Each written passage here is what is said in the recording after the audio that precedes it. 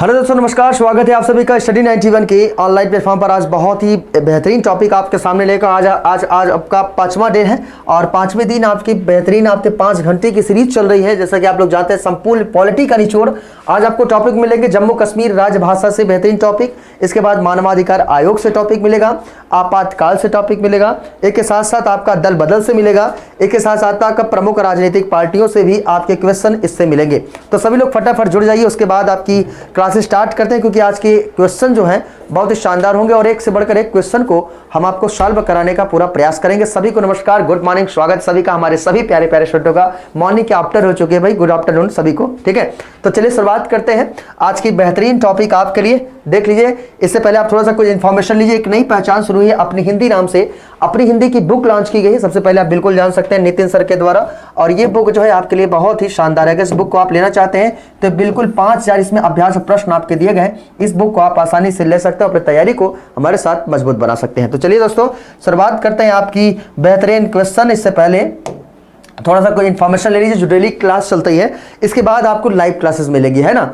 तो थोड़ा सा दिवाली की छुट्टी कर ये सब प्रोग्राम आपके लिए सेट किया गया था कि आप लोग एक से बढ़कर एक क्वेश्चन को सॉल्व करें, पूरा टॉपिक इंड कर डालें। ठीक है, देखिए करंट अफेयर 7 बजे आपको चलती है, जो कि 7 से 10 मिनट का बूस्टर डोज मिलता है, जो कि नितिन सर आपको देते हैं।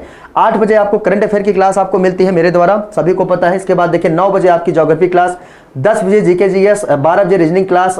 देखिए जो यूपी पुलिस और वन रक्षक की तैयारी कर रहे हैं उनके लिए आपका रीजनिंग क्लास 12 बजे, 1 बजे पॉलिटी और 12 बजे आपकी 12 बजे मैथ की क्लास है। जो एसएससी सीजीएल सीबीओसाई की तैयारी कर रहे हैं उनके लिए 3 बजे रीजनिंग है, 4 बजे मैथ है, 5 बजे आपकी जीके जीएस है, 9 बजे आपका इंग्लिश है। और जो UP TET super TET CTET की तैयारी कर रहे हैं उनके लिए 6 बजे आपका सीटीपी है, 7 बजे आपकी संस्कृत क्लास है। जो TGT PGT LT KVS NBS की तैयारी करें उनके लिए आपकी 8 बजे हिंदी की क्लास है। तो इन सब क्लासों को टाइम से आके अपनी क्लास को आप अटेंड कर लीजिए। ठीक है, तो चलिए दोस्तों शुरुआत करते हैं। और हालांकि आपको करंट 2-3 दिन से नहीं मिल पा रहा होगा, लेकिन अब इसके बाद जो आपकी क्लासेस होंगी, है ना, इसके बाद जो आपकी क्लासेस होंगी सब लाइव क्लासेस मिलेंगे और करंट अफेयर की डेली हम क्लास सीरीज शुरू करेंगे। ठीक है, थोड़ा छुट्टी के कारण थोड़ा सा डिस्टर्ब हुआ है, तो चलिए शुरुआत करेंगे। ठीक है, तो चलो देखो, क्वेश्चन नंबर फर्स्ट आपके स्क्रीन के सामने आ चुका है। क्वेश्चन नंबर फर्स्ट आपके स्क्रीन पर देखिए, आपसे क्या कह रहा है मेरे प्यारे भाई। क्वेश्चन नंबर फर्स्ट देखिए, कह रहा आपका भारतीय संविधान में भारत की आधिकारिक भाषा से जुड़े प्रावधानों में संसद संशोधन कर सकती है, बताइए। यह कह रहा आपका भारतीय संविधान में भारत की आधिकारिक भाषा से जुड़े प्रावधानों में संशोधन कर सकती है। कौन कर सकता है भैया? अपने सदस्यों के साधारण बहुमत द्वारा, या 2/3 बहुमत द्वारा, 3/4 बहुमत द्वारा, या अपने 1/3 सदस्यों के समर्थन द्वारा। तो बिल्कुल मेरे प्यारे भाई एक बार कमेंट करके जरूर बताइएगा और देखिएगा कि हम कितना प्रैक्टिस में हम कितना क्वेश्चन को सही कर पाते हैं। ठीक है, तो देखिए संसद के दोनों सदनों द्वारा, तो आपको बिल्कुल पता होगा मेरे प्यारे भाई, भारतीय संविधान में जो आधिकारिक भाषा से जुड़े प्रावधान है किससे संशोधन आपका हो सकता है। एक बार हमारे सभी प्यारे स्टूडेंट ध्यान से समझिएगा और कमेंट करके बताइएगा मेरे प्यारे भाई क्या आपका सही जवाब हो जाएगा। ठीक है,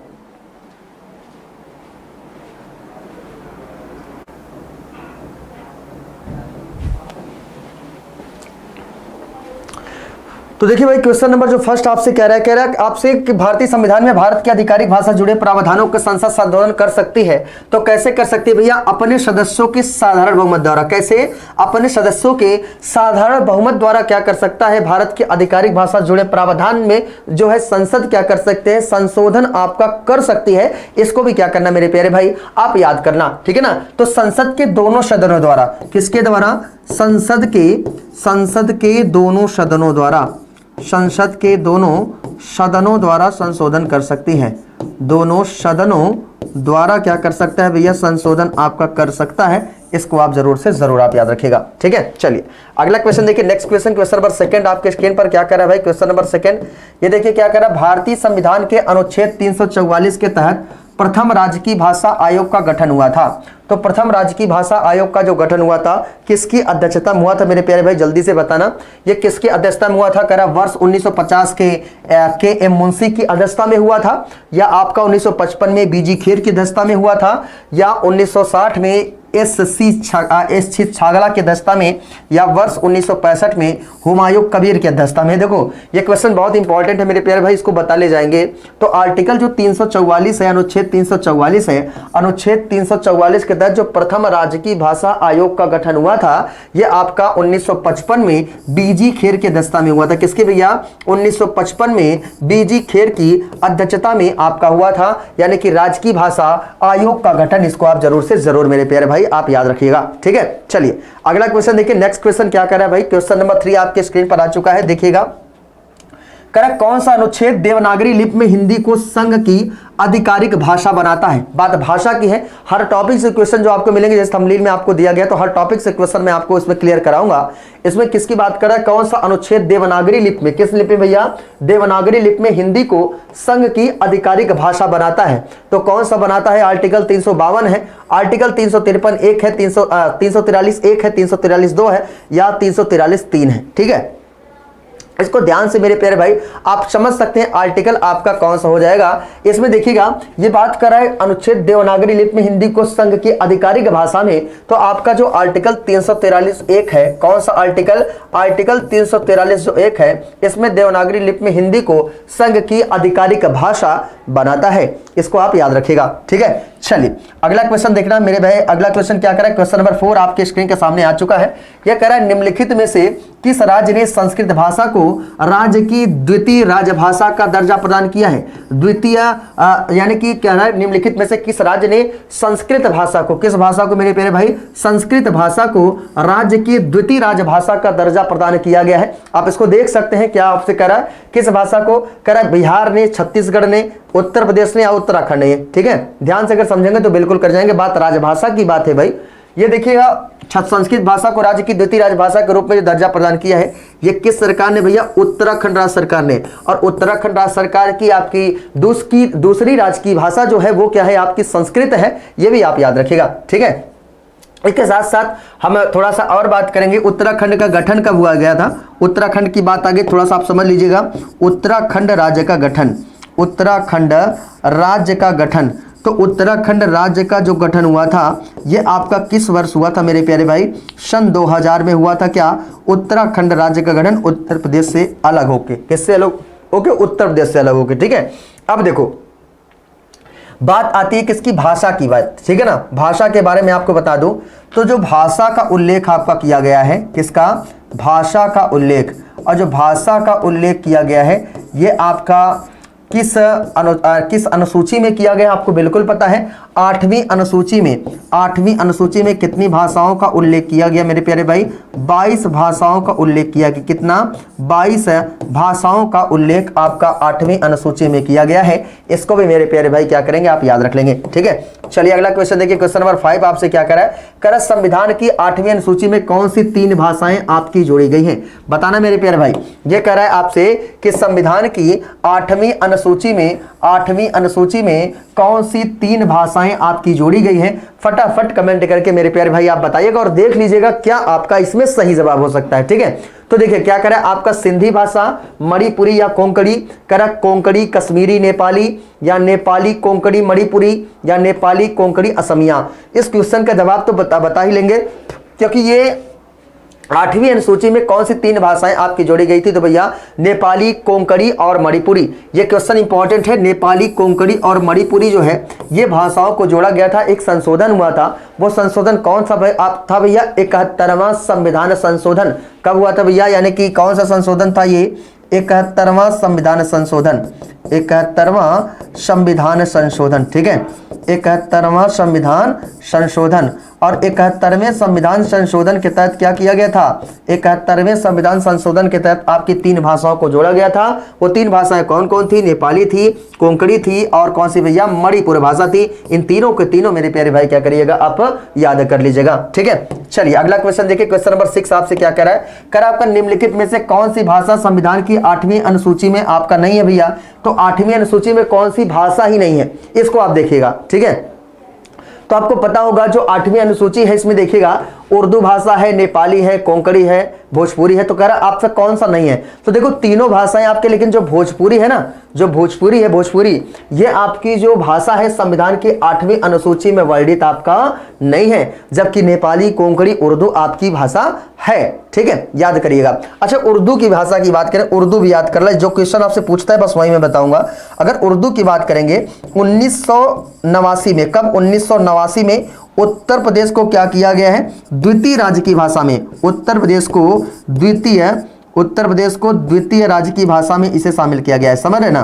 द्वितीय राजकीय भाषा, द्वितीय राजकीय भाषा में, द्वितीय राजकीय भाषा में क्या किया गया है? इसका उल्लेख आपका किया गया है। तो बिल्कुल मेरे प्यारे भाई आप क्या करिएगा, इसको याद कर लीजिएगा, है ना। चलो क्वेश्चन नंबर 7 देखिए, आपसे क्या करे भाई? कह रहा है राष्ट्रीय मानवाधिकार आयोग है एक क्या है? तो बताइए जो राष्ट्रीय मानवाधिकार आयोग है ये क्या है? आपका कह रहा है संवैधानिक निकाय है, संविधानेतर निकाय है, सांविधिक निकाय है, या आपका सार्वजनिक निजी निकाय है। ठीक है, क्वेश्चन को देखिएगा और उसके बाद फिर आप देखिएगा क्या आपका आंसर हो जाएगा। इसमें कह रहा है आपका राष्ट्रीय मानवाधिकार आयोग कैसी संस्था है? तो आपको बिल्कुल पता होगा मेरे प्यारे भाई, कैसी संस्था है? आपके सांविधिक संस्था है, सांविधिक निकाय है ये। कैसा निकाय है ये? सांविधिक निकाय है। अगर मानवाधिकार आयोग की बात करेंगे, संवैधानिक संस्था कोई नहीं है, ये एक सांविधिक आपका निकाय है। ठीक है, तो आपको पता होगा इसका गठन जो है, जो मानवाधिकार आयोग का गठन हुआ था, यह आपका 1993 में क्या किया गया था? इसका गठन किया गया था। कब किया गया था मेरे प्यारे भाई? 1993 को, 1993 को क्या किया गया था? इसका गठन किया गया था। किसका?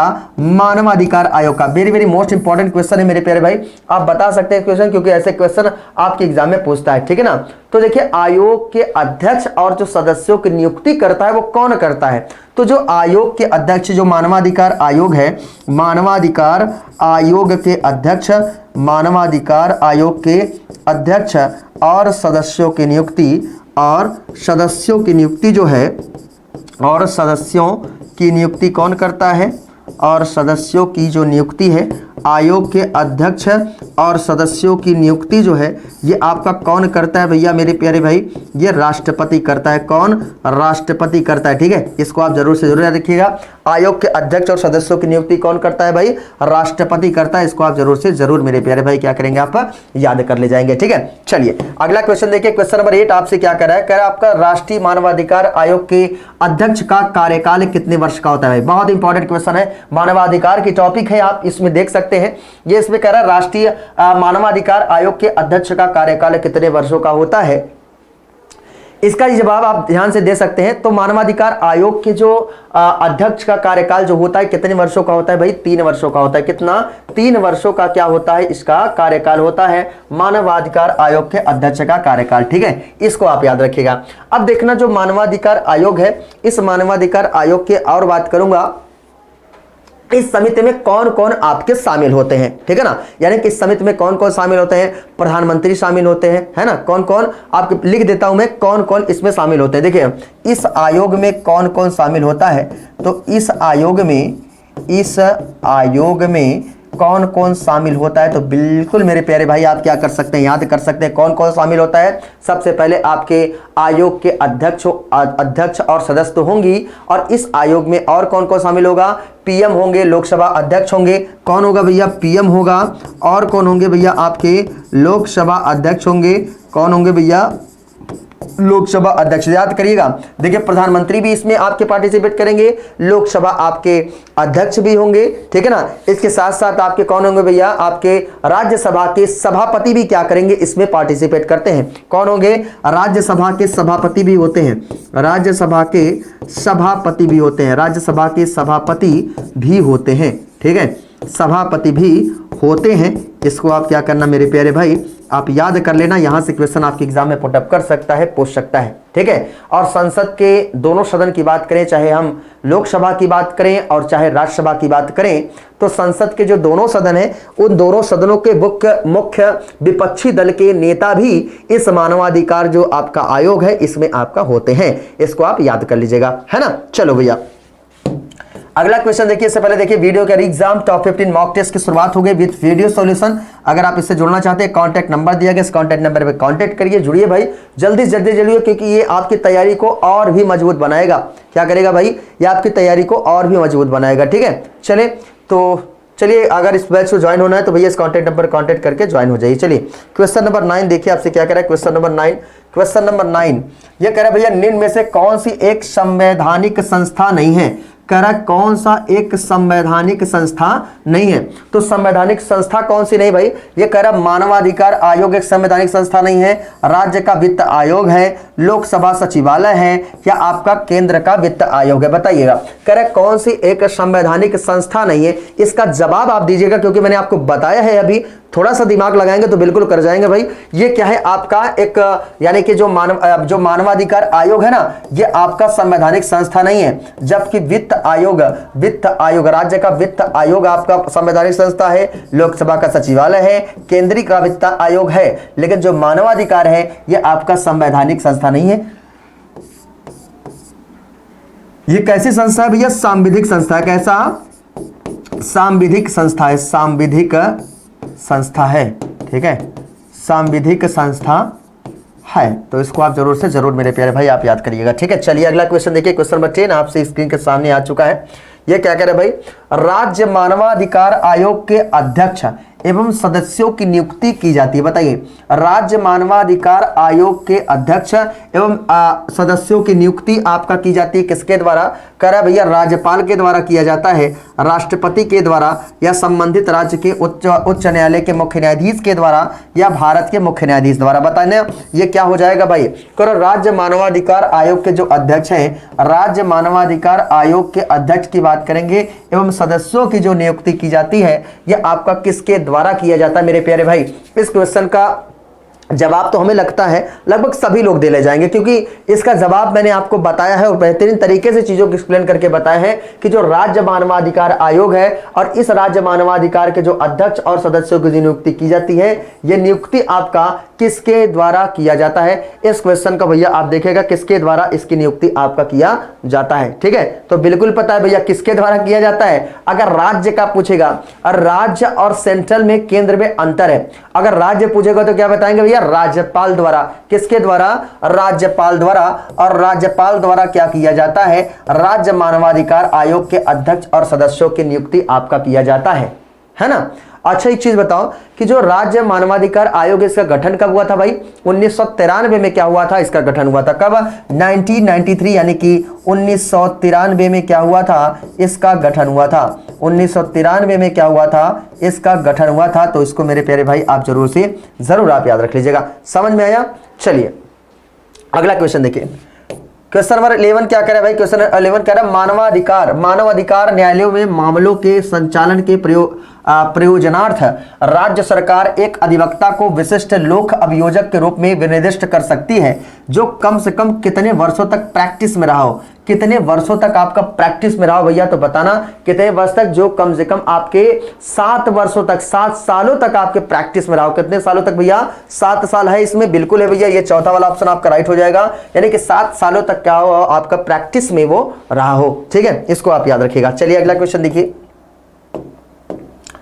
मानव अधिकार संरक्षण अधिनियम 1993 किस तिथि को लागू किया गया था। इस क्वेश्चन का सभी को जवाब देना है क्योंकि ऐसे क्वेश्चन आपके लिए इंपॉर्टेंट आपके बनते हैं। तो बताना भैया कब किस तिथि को लागू किया गया। तिथि आपसे पूछ लेगा तो लगे रहा है छोटा क्वेश्चन, लेकिन अगर तिथि पूछता है तो याद नहीं होता है, ठीक है। अगर पूछेगा तो क्या हो जाएगा भैया, 28 सितंबर 1993 को। कब, 28 सितंबर 1993 को क्या हुआ है, मानवाधिकार संरक्षण अधिनियम यानी कि इस तिथि को क्या हुआ था, लागू हुआ था। और जो मानवाधिकार दिवस आपका मनाया जाता है, आपको बिल्कुल पता होगा कि प्रत्येक 10 दिसंबर को क्या किया जाता है, मानवाधिकार दिवस के रूप में आपका मनाया जाता है। क्या भैया, प्रत्येक 10 दिसंबर को क्या किया जाता है, मानवाधिकार दिवस के रूप में मनाया जाता है। कौन सा दिवस है भैया, मानवाधिकार दिवस आपका कब मनाया जाता है, प्रत्येक 10 दिसंबर को मनाया जाता है। यह भी क्या करना मेरे प्यारे भाई आप याद कर लीजिएगा। समझ में आ रहा है, बहुत ही बढ़िया, ऐसी प्रैक्टिस हम लोग करते चलेंगे। चलिए अगला क्वेश्चन देखिए। क्वेश्चन नंबर 13 आपसे क्या कह रहा है, कह रहा भारत में कोई भी राजनीतिक दल राष्ट्रीय दल के रूप में मान्यता प्राप्त कर सकता है यदि वह राज्य स्तर पर दल है, कम से कम कितना भैया, राज्य स्तर पर दल कम से कम कितना आपका होगा भैया, बताना कितने राज्यों में आपका होना चाहिए। लगभग 3 राज्यों में, 4 राज्यों में, 5 राज्यों में, या आपका 7 राज्यों में, ठीक है। तो आपको बिल्कुल पता होगा किसी कोई राजनीतिक दल है और उस राजनीतिक दल को क्या बनना, राष्ट्रीय पार्टी। तो राष्ट्रीय पार्टी बनने के लिए कितने राज्यों में आपका होना चाहिए, तो बिल्कुल भैया 4 राज्यों में। कितना भैया, 4 राज्यों में आपकी सरकार अगर होगी तो राज्य स्तर पर दल है तो कम से कम आपका अगर 4 राज्यों में अगर होता है तो भैया राजनीतिक दल आपका राष्ट्रीय दल के रूप में क्या करेगा, मान्यता प्राप्त करा लेगा। इसको आप याद रखिएगा। तो क्या हो जाएगा भैया, 4 राज्यों में। ठीक है, चलिए अगला क्वेश्चन देखिए। क्वेश्चन नंबर 14 आपसे क्या कह रहा है, कह रहा निम्नलिखित में से कौन एक दल राष्ट्रीय राजनीतिक दल नहीं है। कह रहा कौन सा एक दल जो है राष्ट्रीय राजनीतिक दल नहीं है, तो बिल्कुल देखिएगा। कह रहा आपका भारतीय कम्युनिस्ट पार्टी है, भारतीय जनता पार्टी है, तेलुगु देशम है, या आपका इंडियन नेशनल कांग्रेस है। क्वेश्चन नंबर 14 14 वाला आप बेहतरीन तरीके से आप जवाब दीजिए। तो बताइए भैया क्या हो जाएगा। कह रहा कौन एक दल राष्ट्रीय राजनीतिक दल नहीं है, राष्ट्रीय राजनीतिक दल नहीं है भैया। इस क्वेश्चन का सभी लोग जवाब दीजिएगा। तो आपको बिल्कुल पता है जो आपका कह रहा आपका भारतीय communist party, Bharatiya Janata party, Telugu Desam party, या क्या हो जाएगा भैया। चलिए, तो बिल्कुल सही जवाब आपने दिया है। तो क्या हो जाएगा भैया आपका तेलुगु देशम पार्टी। बेहतरीन तरीके से प्रैक्टिस करते रहो यार हमारे साथ, ठीक है ना। ये क्या हो जाएगा भैया, तेलुगु देशम पार्टी। और जो तेलुगु देशम पार्टी की अगर बात करेंगे, ये जो पार्टी है यह दल राजनीतिक या जो राष्ट्रीय राजनीतिक दल आपका नहीं है, ये केवल स्टेट में है, राज्य में है। ठीक है, तो बिल्कुल इसको आप जरूर से जरूर याद रखेगा क्योंकि ऐसे क्वेश्चन आपके एग्जाम में बनते हैं। तो देखिए, अगर राष्ट्रीय राजनीतिक दल की बात करेंगे तो राष्ट्रीय राजनीतिक दलों की संख्या वर्तमान समय में कितना है, कितने आपके भारत में राष्ट्रीय राजनीतिक दल हैं, ठीक है ना। कितने हैं, तो 8 आपके राष्ट्रीय राजनीतिक दल हैं। कितना भैया, आपके 8 राष्ट्रीय राजनीतिक दल हैं, राजनीतिक दल हैं। वो कौन कौन से भैया, आपको बिल्कुल पता होगा कौन कौन से आपके, जैसे बीजेपी हो गई, ठीक है ना, भारतीय जनता पार्टी, बहुजन समाजवादी पार्टी, यानी कि कौन सी भैया, बीएसपी भी आपकी राष्ट्रीय पार्टी है। एक के साथ इंडियन नेशनल कांग्रेस, यहां पर मैं लिख देता हूं, क्या हो जाएगा भाई, इंडियन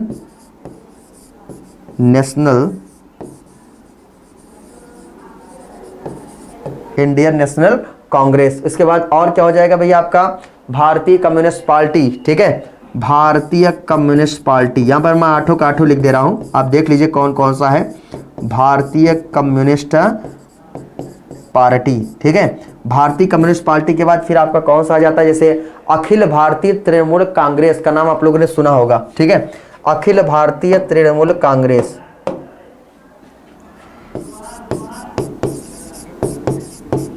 अखिल भारतीय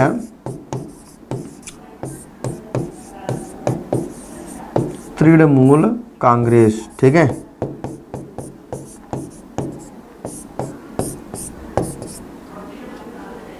तो 8 राष्ट्रीय राजनीतिक दल हैं। तो अखिल भारतीय तृणमूल कांग्रेस के बाद और याद रख लेना, और कौन से है, राष्ट्रीय कांग्रेस पार्टी है, ठीक है ना। एक और कौन सा है आपका, राष्ट्रीय कांग्रेस पार्टी, ठीक है, राष्ट्रीय कांग्रेस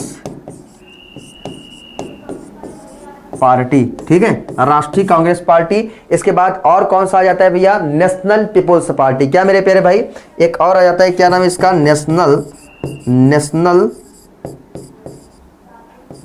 पीपुल्स पार्टी, ठीक है, या ऐसे भी लिख सकते हो हिंदी में भी इसको। तो हिंदी में ही थोड़ा सा हम आपको लिख देते हैं, नेशनल पीपुल्स पार्टी को, ठीक है। क्या है आपका, नेशनल पीपुल्स पार्टी, ठीक है। तो देखना कौन कौन है, 8 राष्ट्रीय राजनीतिक दल है। कौन कौन सा है, एक है भैया आपका बीजेपी है, ठीक है, दूसरा है आपका बीएसपी है, तीसरा इंडियन नेशनल कांग्रेस है, चौथा भारतीय कम्युनिस्ट पार्टी है, पांचवा अखिल भारतीय तृणमूल है कांग्रेस है, और छठवां आपका राष्ट्रीय कांग्रेस पार्टी है, और सातवां आपका नेशनल पीपुल्स पार्टी है, ठीक है, नेशनल। तो कितने भैया राष्ट्रीय राजनीतिक की अगर बात कर रहा है तो राष्ट्रीय जो आपकी पार्टी है, राष्ट्रीय राजनीतिक तेलुगु देशम के साथ साथ आपकी ये सब आपकी पार्टियां हैं, ठीक है। तो बिल्कुल याद रखना। तो 1 2 3 4 5 6, ठीक है ना, 6 7 और 1 8, ठीक है। तो बिल्कुल इसको आप जरूर से जरूर याद रखिएगा, ठीक।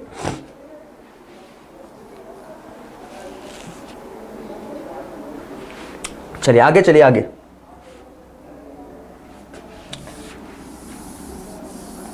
आपको इतना याद रखना कौन कौन सी पार्टी है, ठीक है। चलो अगला क्वेश्चन देखो, क्वेश्चन नंबर 16।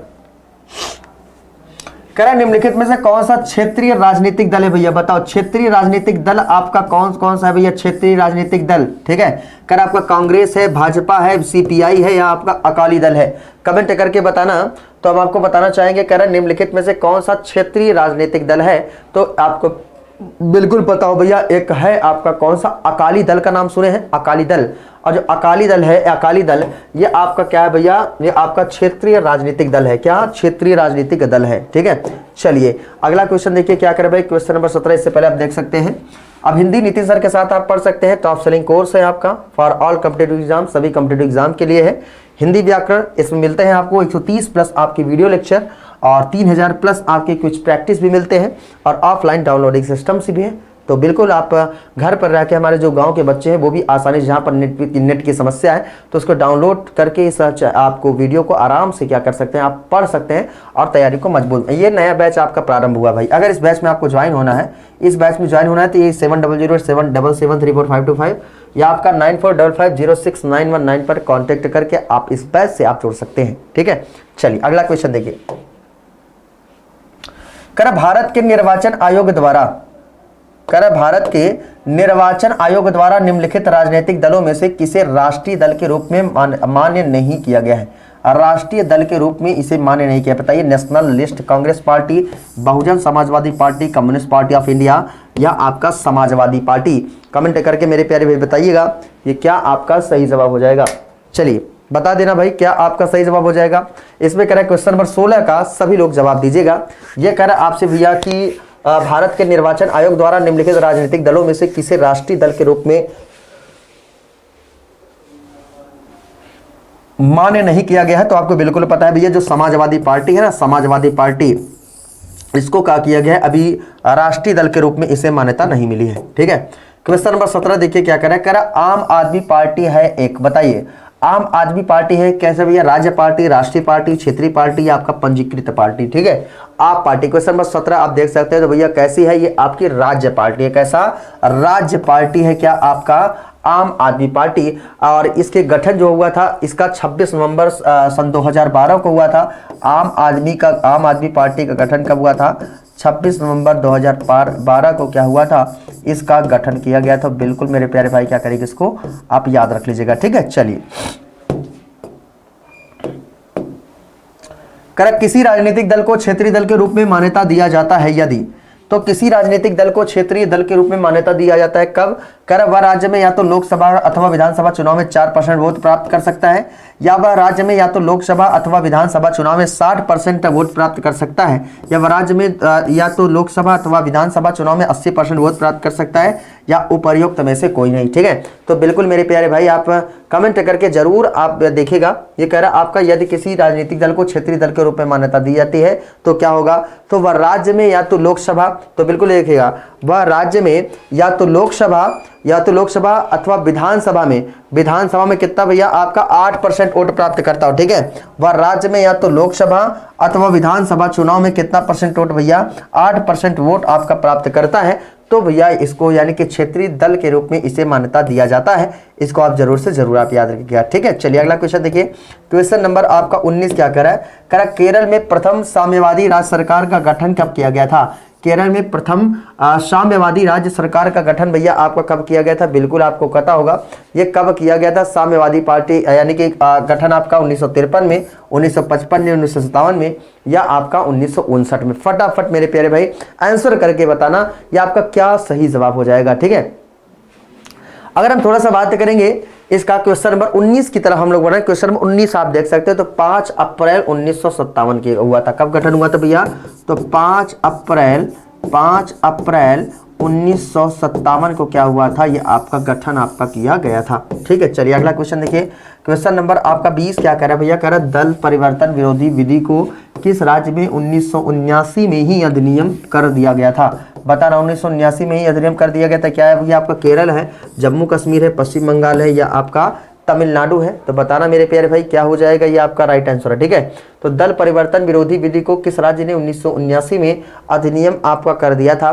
तो बिल्कुल पता होगा भैया, ये 1957 में तो है ही, लेकिन अगर आपसे राज्य पूछेगा, क्या पूछेगा, जैसे राज्य पूछ लेगा, स्टेट पूछ ले, तो कौन सा हो जाएगा भैया आपका जम्मू कश्मीर। याद कर लेना कौन सा राज्य हो जाएगा भैया आपका जम्मू कश्मीर। इसको आप जरूर से जरूर मेरे प्यारे भाई क्या करिएगा, आप याद करिएगा, ठीक है।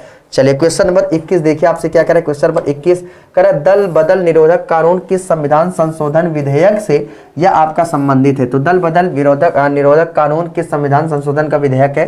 तो 51वां है, 52वां है, 53वां है या आपका 54वां है, ठीक है। तो जो दल बदल की बात करेंगे, दल बदल आपका तो भैया 52वां संविधान संशोधन हो जाएगा। कौन सा?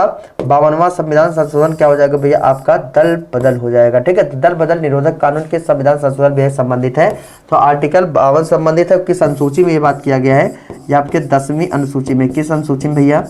10वीं अनुसूची में क्या किया गया है, इसका वर्णन आपका किया गया है। इसको आप जरूर से जरूर आप देख लीजिएगा, ठीक है। चलिए अगला क्वेश्चन देखिए। नेक्स्ट क्वेश्चन आपसे क्या कह रहा है, भारतीय संविधान के अंदर कितने प्रकार की आपातकाल होता है? तो भारतीय संविधान के अंदर कितने प्रकार का आपातकाल होता है? 2 है, 4 है, 3 है या 1 है? बताना कितने प्रकार का आपातकाल होता है। तो आपको बिल्कुल पता है ये 3 प्रकार का आपातकाल होता है। कितने प्रकार का? 3 प्रकार का। एक है आपका 352 और एक है आपका 356 और एक है भैया आपका कितना मतलब 360। तीनों को आपको पता होगा। जो देखिए अगर हम तीनों की बात करेंगे, जो 352 है ये क्या है आपका राष्ट्रीय आपात है। क्या? राष्ट्रीय आपात है, ठीक है। इसके बाद जो आपका 356 है ये क्या है आपका राष्ट्रपति शासन है। क्या है मेरे प्यारे भाई? राष्ट्रपति शासन है, ठीक है। इसके बाद फिर आपका 360 में क्या है आपका वित्तीय आपात। हाँ क्या है आपका? वित्तीय आपात। ये किस में भैया? आपका आर्टिकल 360 में है। तो तीनों को तीनों आप याद रखिएगा और यहाँ से क्वेश्चन आपके एग्जाम में पुटअप कर सकता है, पूछ सकता है, ठीक है। चलिए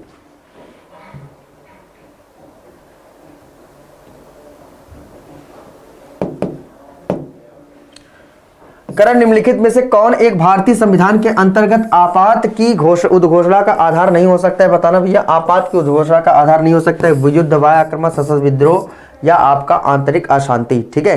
तो इस क्वेश्चन का जवाब सभी लोग बताइएगा। तो आपका क्या हो जाएगा भाई? आंतरिक अशांति का आप लोगों ने नाम सुना है? बिल्कुल सुना हो गया।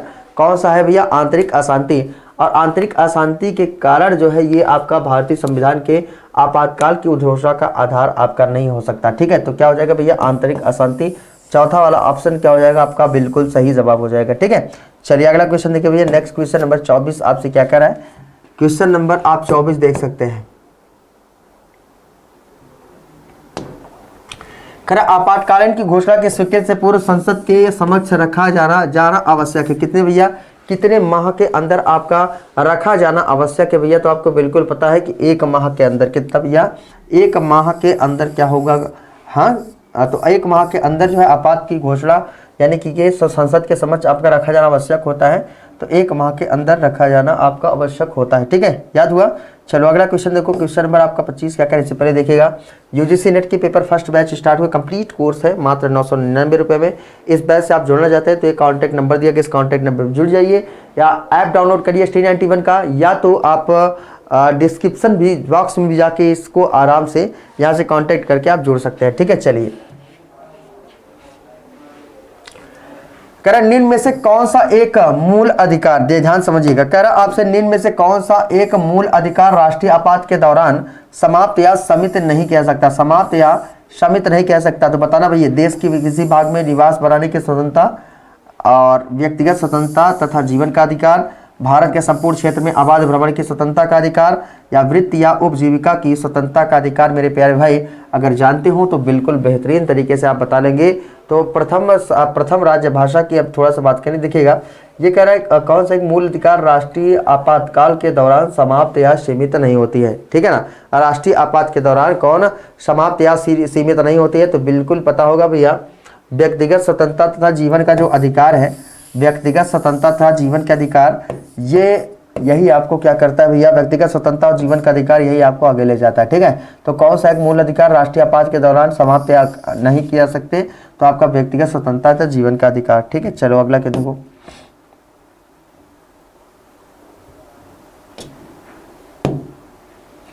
करा संघ का यह कर्तव्य होगा, संघ का यह कर्तव्य होगा कि वह वह आक्रमण एवं आंतरिक अशांति से प्रत्येक राज्य की सुरक्षा करे जो कि संबंधित है, ठीक है ना।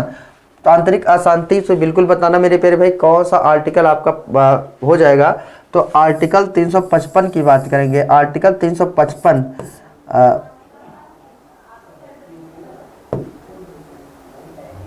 ठीक है ना। तो कौन सा है भैया, आर्टिकल 355। और 355 में यानी कि प्रत्येक राज्य की सुरक्षा करे जो आपका आर्टिकल 355 में है, संबंधित है, ठीक है। चलिए अगला क्वेश्चन देखिए, क्वेश्चन नंबर 28 कह रहा आपका, यदि भारत का राष्ट्रपति संविधान के अनुच्छेद 356 के अधीन उपबंधित करते अपनी शक्तियों का प्रयोग किसी विशेष राज्य के संबंध में प्रयोग करता है, ठीक है।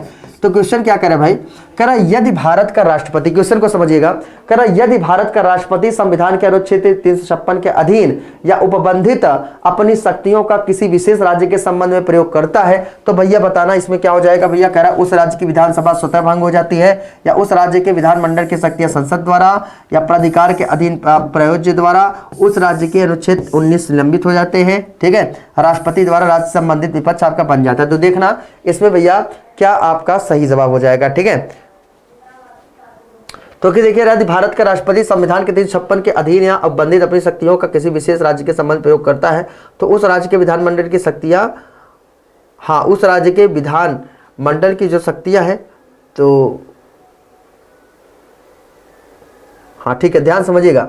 ये कह रहा है किसी विशेष राज्य के संबंध में प्रयोग करता है, तो भैया कैसे करता है, यह आपका राष्ट्रपति उस राज्य संबंधित विधियां बना देता है, ठीक है। तो बिल्कुल आप जरूर से जरूर याद रखिएगा, राष्ट्रपति क्या कहता है, उस राज्य संबंधित विधियां आपका बना देता है, ठीक है। चलिए अगला क्वेश्चन देखिए,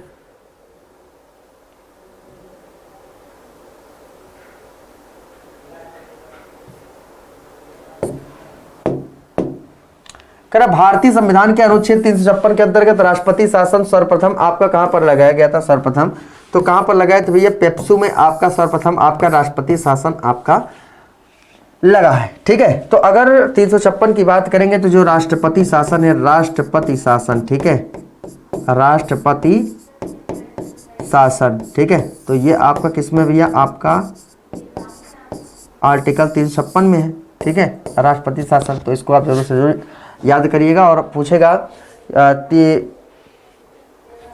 जो राष्ट्रपति शासन है कितनी बार लग चुका है, तो कितनी बार लग चुका है भैया, 100 से अधिक बार लग चुका है, 100 से अधिक बार लग चुका है, ठीक है, 100 से अधिक बार, ठीक है।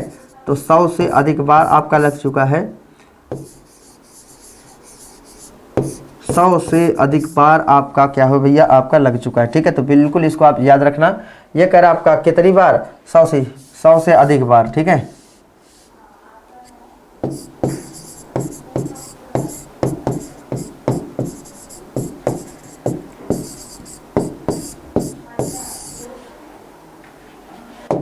चले आगे, अगला क्वेश्चन देखो। ये कह रहा है संविधान की किस धारा के तहत, संविधान की किस धारा के तहत वित्तीय आपातकाल लागू किया जा सकता है। 350 है, 352 है, 356 है, आपका 360 है, बताना। ये कह रहे हैं संविधान की किस धारा के तहत वित्तीय आपातकाल लागू किया जा सकता है। तो बिल्कुल पता होगा, आर्टिकल 360 के तहत आपका वित्तीय आपात, ये क्या है आपका राष्ट्रपति शासन, राष्ट्रपति शासन है आपका, ठीक है, ये आप याद रखिएगा। इसके बाद चलो ऐसे ही बोल दे रहा हूं यार, देखो 352 में क्या है आपका राष्ट्रीय आपात है, 356 में आपका राष्ट्रपति शासन है, और जो आपका 360 है इसमें क्या है भैया, यानी कि वित्तीय आपातकाल आपका लागू किया जा सकता है, ठीक है। चलिए अगला क्वेश्चन देखिए।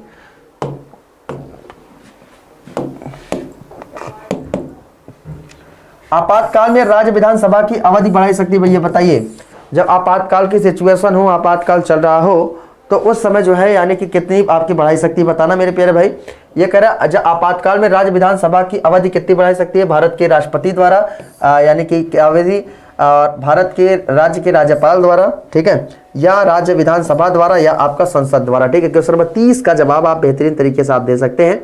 तो बताना मेरे प्यारे भाई क्या हो जाएगा आपका, या आपातकाल के दौरान राज्य विधानसभा की अवधि क्या बढ़ाई जा सकती है, ठीक है। तो फटाफट बता दीजिए क्या बढ़ाई जा सकती है। तो बिल्कुल भैया ये आपका संसद द्वारा, किसके द्वारा, संसद के द्वारा क्या किया सकता है, बढ़ाई सकती है। किसके द्वारा भैया, संसद के द्वारा। संसद जो है आर्टिकल 79 में है आपका, राज्यसभा आपका आर्टिकल 80 में है, और आपका ये आपका 81 में, यानी कि ट्रिक बताया था मैंने सरल, ठीक है। सरल करने से संसद से आपका 79, र से आपका लोकसभा, ल से क्या हो जाएगा आपका 81, यानी कि सरल एक बार में क्या हो गया आपको याद हो गया, ठीक है। बातें समझ आ गई ना, 79, 80, 81, ठीक। चलिए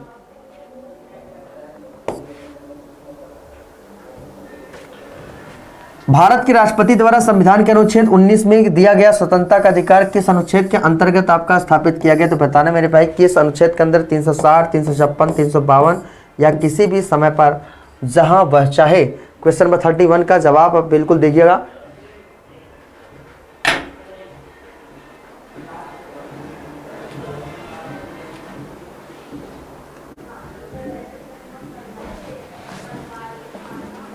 देखिए क्या करें, भारत के राष्ट्रपति के द्वारा संविधान के आर्टिकल 19 में दिया गया स्वतंत्रता का अधिकार किस अनुच्छेद के अंतर्गत स्थापित किया गया भैया?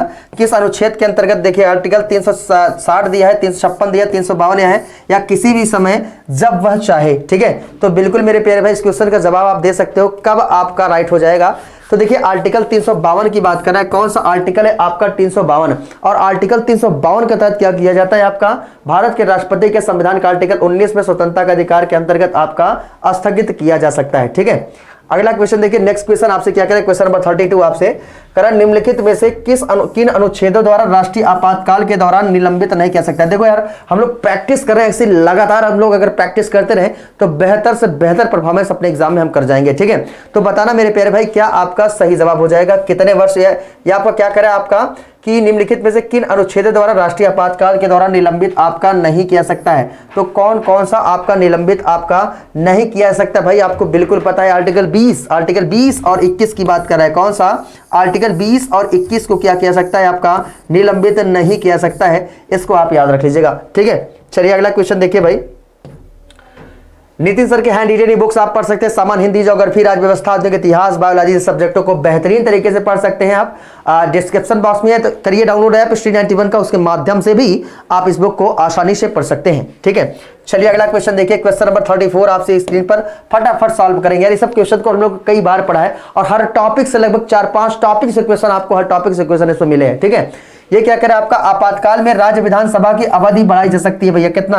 भारत के राष्ट्रपति द्वारा, राज्य के राज्यपाल द्वारा, राज्य विधानसभा द्वारा या आपका संसद द्वारा। क्वेश्चन नंबर 34 का क्वेश्चन आप देख सकते हैं मेरे प्यारे भाई, ये किसके द्वारा बढ़ाया सकता है? तो संसद के द्वारा, यानी कि विधानसभा की जो अवधि है वो किसके द्वारा बढ़ाया सकता है? तो संसद के द्वारा क्या किया सकता है, इसकी अवधि बढ़ाई जा सकती है, ठीक है। चलिए क्वेश्चन नंबर 35 क्वेश्चन देखिए क्या कह रहा है, कह रहा है जम्मू एवं कश्मीर के मुख्यमंत्री की कार्य अवधि होती है। देखिए अगर 370 था पहले, तो कार्य अवधि पूछ रहा है, तो भैया कितनी अवधि भैया? 5 वर्ष। कितना? 5 वर्ष, ठीक है। तो बिल्कुल याद रखना, यह पहले कितना होता था? 6 वर्ष, लेकिन वर्तमान समय में देखा जाए तो वर्तमान समय प्रेजेंट में कितना वर्ष है आपका? 5 वर्ष है। तो आर्टिकल 370 को क्या समाप्त किया गया भैया? आर्टिकल 370 किससे संबंधित था? जम्मू एंड कश्मीर से संबंधित था। तो ये आपका अक्टूबर 2019 में क्या किया गया है आपका, यानी कि आर्टिकल 370 को क्या किया गया भाई? समाप्त आपका कर दिया गया है, ठीक है। चलिए क्वेश्चन नंबर 36 देखिए क्या कह रहा है, जम्मू और कश्मीर राज्य के कार्यकारी अध्यक्ष पद का नाम सन 1965 में सदर ए रियासत से राज्यपाल में बदल दिया गया। तो ये आपका भैया क्या हो जाएगा? 36 क्वेश्चन का आप लोग जवाब दीजिएगा। तो आपका कब बदला गया है? आपका कह रहा है लोकसभा के एक प्रस्ताव के द्वारा बदला गया है, या राष्ट्रपति के कार्यकारी आदेश द्वारा, जम्मू और कश्मीर राज्य के संविधान में 6th संशोधन द्वारा, या राज्य सरकार द्वारा आर्टिकल 371 के अंतर्गत? भैया जल्दी से मेरे प्यारे भाई बताइएगा। तो जम्मू कश्मीर की बात कर रहा है, तो भैया कैसे? हाँ तो देखिए जम्मू कश्मीर राज्य के संविधान में 6th संशोधन द्वारा, कौन सा संशोधन है आपका?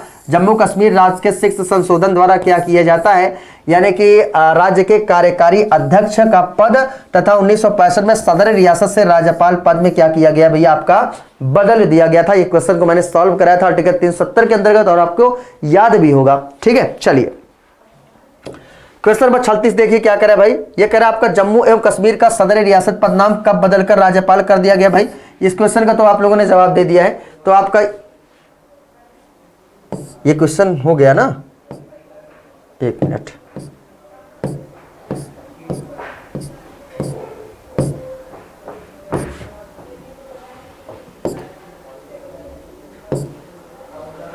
हाँ, क्वेश्चन नंबर 36 तो हो गया ना भाई। ये क्वेश्चन नंबर 30 कह रहा है जम्मू कश्मीर का सदर रियासत पद नाम कब बदलकर आपका कर दिया गया मेरे भाई? तो बिल्कुल पता है आपका 1967 में बदलकर कर दिया गया। एक क्वेश्चन तो हो गया है। क्वेश्चन नंबर 37 देखिए क्या करा है। कह रहा भारत के संविधान के अनुच्छेद जो जम्मू कश्मीर राज्य में सत्य में आपका स्वयमेव लागू होते हैं, वे आपके कौन कौन से हैं? कह रहा जो जम्मू कश्मीर राज्य स्वयमेव आपके लागू हो जाते हैं। तो बिल्कुल पता है भैया, जो आपका आर्टिकल 1 है ना, आर्टिकल 1 और आर्टिकल 1 के साथ साथ आपका जो आर्टिकल 370 है ना, आर्टिकल 370, आर्टिकल 1 के साथ साथ कौन सा आपका जो आर्टिकल 370 है, ये आपका भारत के संविधान के यानी कि जम्मू कश्मीर राज्य में स्वयं आपके क्या हो सकते हैं भैया? लागू हो सकते हैं। तो बिल्कुल याद रखिएगा, ठीक है।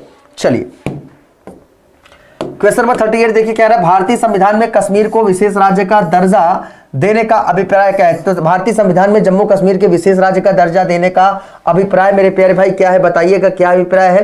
तो आपको बिल्कुल पता होगा कि कश्मीर का अलग संविधान, क्या भैया क्या है अभिप्राय है? यानी कश्मीर का विशेष दर्जा यानी कि कश्मीर का क्या है भैया? आपका अलग संविधान है, ठीक है। चलिए अगला क्वेश्चन देखिए 39 क्वेश्चन की तरफ। करा आपका भारतीय संविधान के अनुच्छेद 371 के अंतर्गत देश के किस क्षेत्र को विशेष स्थिति प्रदान किया गया है? बताना मेरे प्यारे भाई। करा आपका नागालैंड है, हैदराबाद कर्नाटक है, महाराष्ट्र गुजरात है या आपका लद्दाख है भैया? क्वेश्चन नंबर 39 का जवाब दीजिएगा। तो आपका क्या हो जाएगा? जो आपका 371 के अंतर्गत किस देश के यानी कि विशेष स्थिति आपकी प्रदान किया गया? तो हैदराबाद कर्नाटक को आपको बिल्कुल पता होगा। कौन सा भैया? हैदराबाद कर्नाटक। और 371 के अंतर्गत देश के किस क्षेत्र को विशेष स्थिति प्रदान किया गया? हैदराबाद कर्नाटक को क्या किया गया है? एक विशेष स्थिति, विशेष सिचुएशन प्रदान किया गया है, ठीक है। चलिए क्वेश्चन नंबर 40 देखिएगा, प्रैक्टिस हम लोग कर रहे हैं। तो चलिए भैया इतना ही क्वेश्चन था।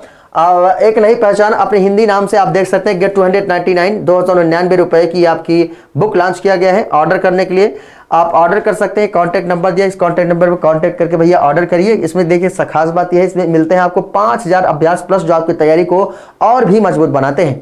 तो चलिए दोस्तों, आज की टॉपिक बेहतरीन तरीके से सॉल्व हुई और कल से मैं आपको लाइव जुड़ूंगा बेहतरीन तरीके से, बेहतरीन टॉपिक के साथ एक नई शुरुआत करेंगे।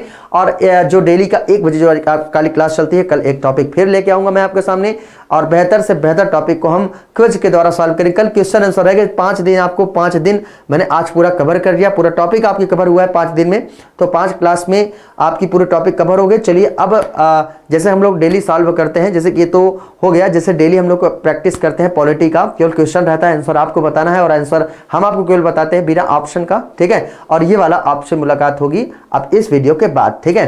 तो ऐसे ही लगातार अपना प्यार बनाए रहे हमारे प्यारे स्टूडेंट। और 5 वीडियो में आपको देखकर कैसा लगा कमेंट बॉक्स में जरूर लिख के बताइएगा, मजा आया कि नहीं आया। फिर मुलाकात करेंगे आपके नेक्स्ट वीडियो में। हमारे सभी प्यारे स्टूडेंटों को जुड़ने के लिए बहुत बहुत धन्यवाद। तब तक के लिए दोस्तों, जय हिंद, गुड बाय।